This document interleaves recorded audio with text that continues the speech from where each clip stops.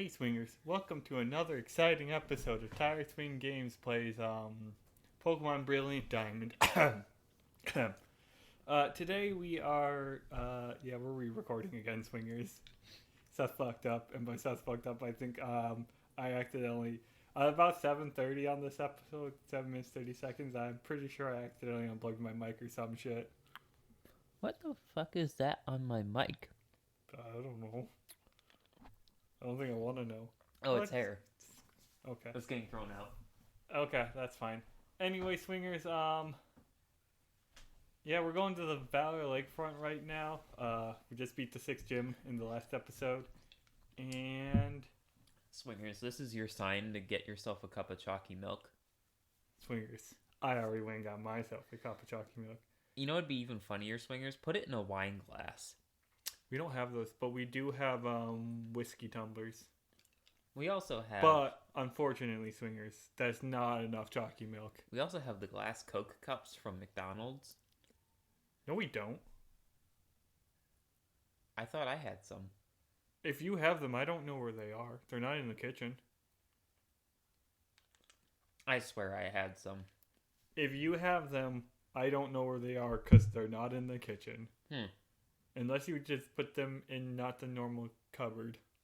I probably put them off to the side if I have them. They're not in the cupboard with all the other cups.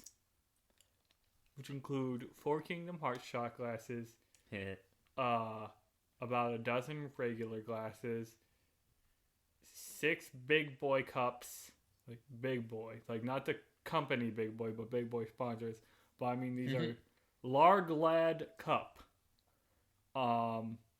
And 4 whiskey tumblers. Tumblers, that's the right word for it, right? I believe so, yes. Yeah. They look like Batman's tank. That took Seth a second. Logan very specifically needs to drink out something that manly.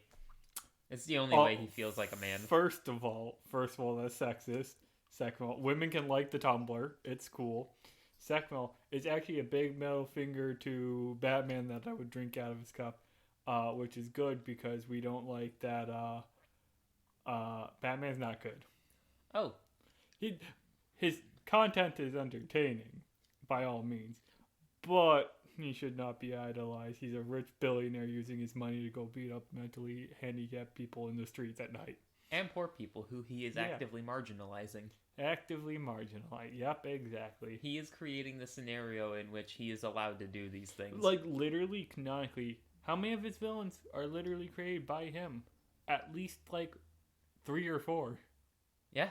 Joker, Mr. Freeze to an extent. Probably Ivy in some canons. Possibly Harley Quinn only comes around because of Joker, which in almost every canon is Batman is at fault, at least to an extent. And we can also say Ra's al Ghul because it's Batman's fault that Gotham is the way it is.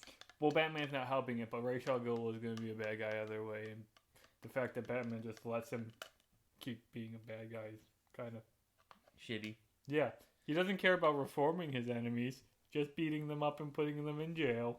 Which is why the Flash is better than him. The Flash is one of the best superheroes there is. Also one of the most powerful. But, did you see that earthquake just kill that Krogunk? What Krogunk?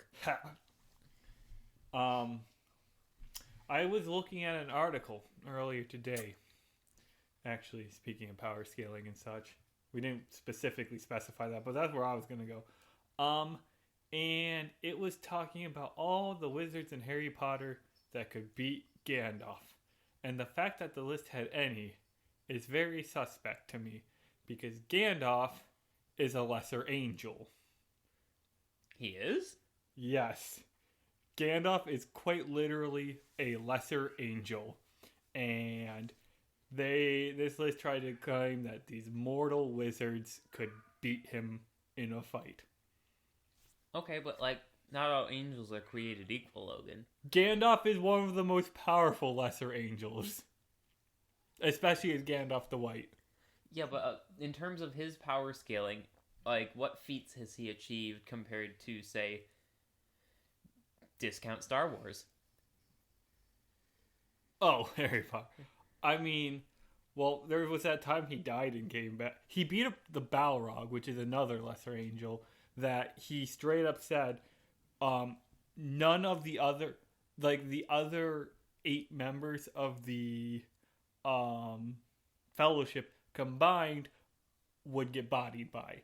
And that includes a man who's got magic blood and magic swords and magic other things, an elf boy whose dad is a very powerful elf king, Gimli, son of Gloin, Boromir, who is more or less a regular human, but really, really good regular human. Tanky as shit. Tanky as shit. Takes 3 arrows, which, speaking of, I'll get to that in a second.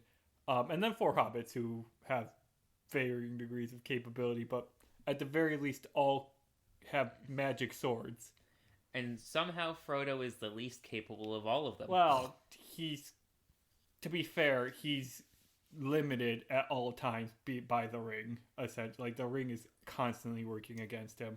Yeah, but the ring doesn't understand transitive properties, so they could have just taped it to a rat. That's not how that works. The rat would have been influenced by the ring. Put it in a cage. Put the rat... Well, I saw that, and it's a load of bullshit. Because Boromir, who never once held the... Well, more or less never held the ring, was still... He picked it up out of the snow. And he picked it up by the chain. Transitive property means he shouldn't have been influenced by it, Seth. That's what you're saying. But he was, even when he wasn't holding it. Even when it was far away. Gollum was constantly influenced by the ring when he was never even in contact with it. Gandalf was scared to touch the damn thing. Because he knew if he picked it up, he'd become the most powerful being in Middle-earth and fuck shit up. And it'd be bad. But Logan, it did nothing to Samwise. He held it for... Hobbits are super resilient to the ring because they have very few desires. That's why Frodo was able to carry as long as he did. And Sam held it for a grand total of an hour and a half. Like... Didn't he... Like, how did Sam deal with the ring? Didn't he call it a little bitch? No, he just... In the movies, he just picks it up briefly and hands it back to Frodo at the first opportunity. But I do like how they portray arrows to an extent in Lord of the Rings, because when Boromir gets hit by one, like, it's clearly debilitating. He's fucked up from one. He takes 3. He keeps fighting to an extent. But like in a lot of movies, you just break it off or rip it right out and you just get right back up. That's not what happened to Boromir. He had some noticeable side effects. You know what bothers me about that, though? He had a shield on his back. No, he didn't. He did not have his shield with him. He had left it behind. Because he didn't expect to need it. He had just been walking around collecting wood. Why is he going to carry his shield when he's collecting firewood? When the orcs showed up, when the Uruk-hai showed up, he was just collecting firewood. And then the Uruk-hai showed up, and he's like, "Oh hell!" And so then he's like, "Okay, I gotta protect Frodo, and the best way to do that is if I yell my location as loud as I can, because the Uruk-hai will just come to me, and then I'll give Frodo an opportunity to escape." Kind of a bro. That's exactly what he did. That's what he used the Horn of Gondor to yell out his location. It does 2 things. It tells his allies where he is, and tells his enemies where he is, which works out pretty well for him, other than the whole dying part. But like, that wasn't not part of the plan necessarily. But the point is, what does Dumbledore have that Gandalf could lose to? And people will say, well, at the very least, the killing curse. And I say 2 things. 1, Gandalf literally died and it made him stronger. He Jesused this shit. He did. And 2, how do we know that the killing curse would actually successfully function against a lesser angel? It's failed before, many times even. No, it's only failed twice in Harry Potter. It only failed twice. Both times on Harry. And it kind of actually succeeded the second time. But because Harry was the master of death, he died, but then he got to say, nah. And apparently it was only because he didn't care if he actually lived or died. Bye, Rocktrude. That's what I said last time. He's got a mustache. I never noticed Toxicroak has a red mustache. I hate Toxicroak. I hate looking at it. Yeah. Swingers, today's the day they a bunch of the Legends Arceus Pokemon got leaked. Final evolution of the starters, Hisuian forms, assuming is accurate. Hisuian Gudra line, Hisuian Palkia Dialga, a new Force of Nature, apparently. You know who could beat Gandalf? Are you gonna say Goku? Palpatine. Again, Lesser Angel versus mere mortal. Yeah. It's hard to... Death is not one to contain Palpatine either, though. Yeah, and like, we've seen Palpatine do some pretty strong stuff. He disabled a fucking fleet. Yeah. He killed Mace Windu. Well, yeah. I hate that people think he's alive. Mace Windu? Yeah. Like, oh, well, we see people Jedi fall all the time. Yeah, not after being electrocuted by Palpatine. And his hand cut off. At the very least, the man was in shock when he was falling. It's a lot harder to control your descent when you're in shock, Swingers. Also, according to George Lucas, the man himself, he was dead before he hit the ground. Palpatine's lightning is what did him in. Yeah. Like, I wouldn't be... It's Star Wars, so it's all bad. So I wouldn't be upset if Mace Windu came back. But he's totally fucking toast. Like, when Luke gets electrocuted by Palpatine and Yoda, we don't see their skeletons. We see Windus. Oh, the way you worded it, it sounded like Yoda at some point shot lightning at Luke. What you meant was both Luke and Palpatine got lightninged by Yoda. By Palpatine. Or by Palpatine. Yoda didn't lightning himself, Swingers. The point is, both of those instances were weaker than what hit Windu. I don't know if that's fully accurate, because when Vader picked up Palpatine from lightning Luke, I doubt Palpatine really increased his lightning power right away. And we saw Vader's fucking skull through his metal goddamn helmet. Logan, I think it's safe to assume I don't think we actually saw Mace Windu's... We see his skull, my guy. I don't think we do. I don't remember seeing... remember seeing Vader's. I don't remember seeing Windu's. Nah, dude, we totally saw it. And one more thing. You think... Palpatine was panicking. He absolutely increased the power of his lightning. He was intentionally torturing Luke. He was dragging it out. No, I believe at that point he had decided to kill Luke, remember? And so he was probably... Like, don't get me wrong, Luke was trying his best to mitigate the damage that Palpatine was doing by using Two Dominus, apparently. Why didn't he just block it with his lightsaber? He kind of threw it away. Yeah, because he's a dumbass. He could have just held on to it and said no. Like weakest Skywalker I've ever seen. Rey was stronger at the end of episode 6, or at the end of episode 9 than Luke was at the end of 6, by far. Yeah? Rey was... That doesn't mean it was... arguably stronger, or at least comparable at the end of episode 8. Luke was a garbage Jedi at the end of 6. Point? He got fucking wrecked by a fucking Rancor. You're thinking Ahsoka would have had that much difficulty with the Rancor without her blades? I don't think she would have. Even like season 3 Ahsoka could have handled the Rancor no problem without her blades. Like, I'm not saying that she would have been able to solo or anything, but she wouldn't have been so scared little bitchy about it like Luke was.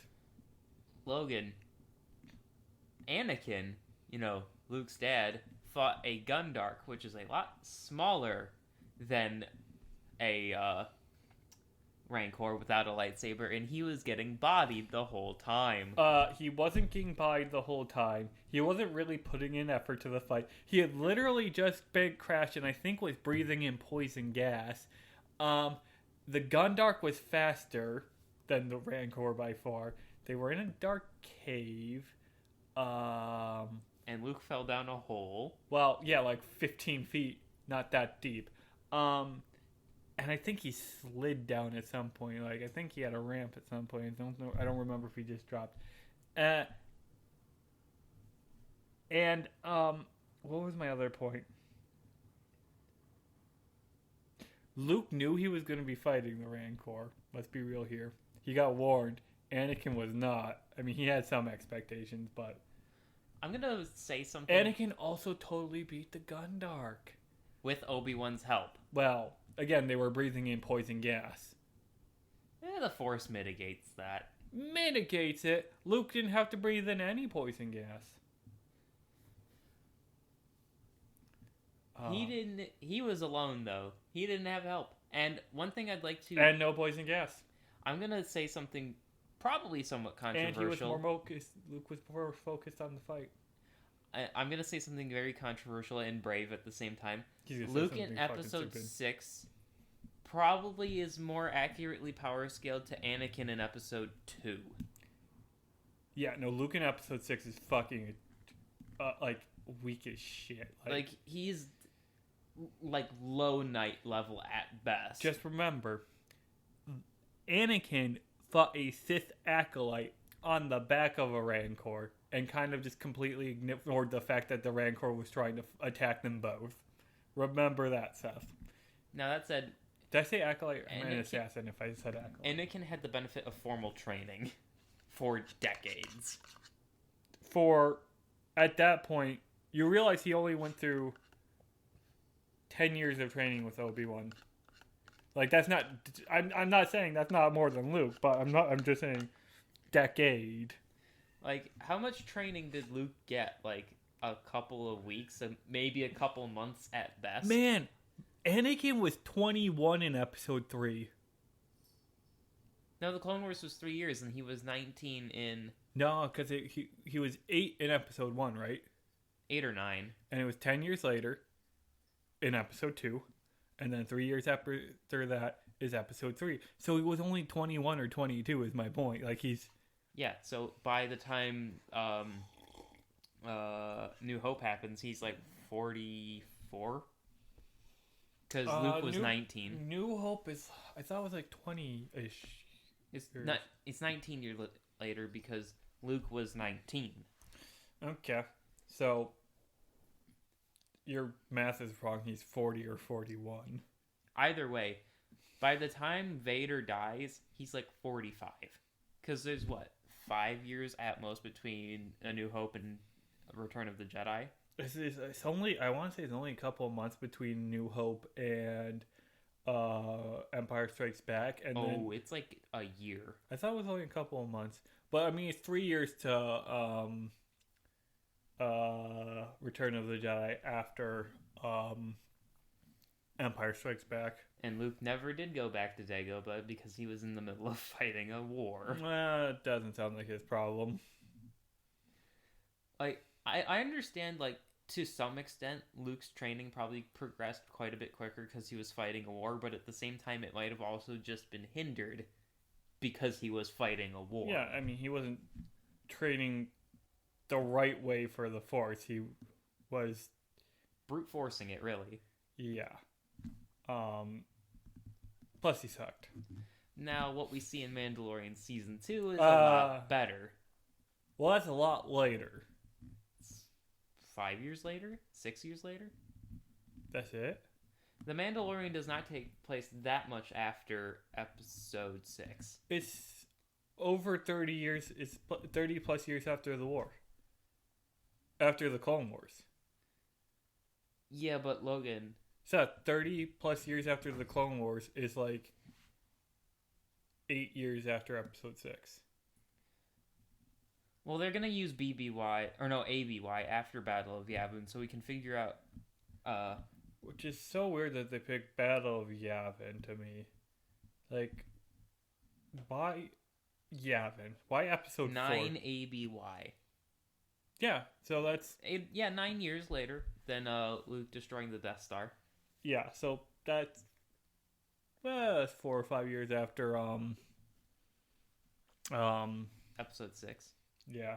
So maybe the flashback in Mandalorian, which I swear was a 30-year flashback. They didn't say. It was just the Clone Wars. I swear at some point they said that the Clone Wars was 30 years ago. But maybe they were talking to early Clone Wars or something. They really didn't specify a timeline. Also, apparently, Din Djarin's from Concord Dawn. I don't know that planet. That's where Jango Fett was from. Oh, cool. Yeah.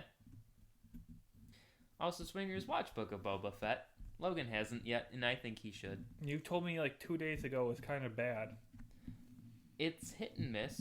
And I mean... There's 3 episodes. There's 4. Whatever. And 2 of them have been hits, and 2 of them have been misses for me. Alternatively, you could watch something better. Kung Fu Panda. We did watch Kung Fu Panda the other day. Our good friend Ben, friend of the channel, was over Sunday. Today's Wednesday. And we watched Kung Fu Panda amongst other things. We played Smash Bros. A bunch, me and him. Which we went super fucking even. So I looked at our scores. We were playing Ultimate, which is not my favorite, but hey, that's what we were playing, and I had a good time anyways. Yeah. And we were playing the game, and like after so many games, I looked at our star count, which is how many kills each player has, and we were like 18-17 in my favor. And then a bunch of games later, I look at it again, and it's like 39-38 my favor. And then 2 games before we stopped, we were literally tied at 50-50. Kind of funny, though. And then the next game, I 3-stocked him. And then the game after that, I don't even know who won the game after that. And then we got food. They played for like 5 hours, I think. We did not play nearly that long. He was only here for 6.5. He showed up at like 2-ish and he left at like 8:30. And you're also forgetting we played like 4 matches of Pokemon prior to Smash. I was a little bit preoccupied with... Bye, swingers.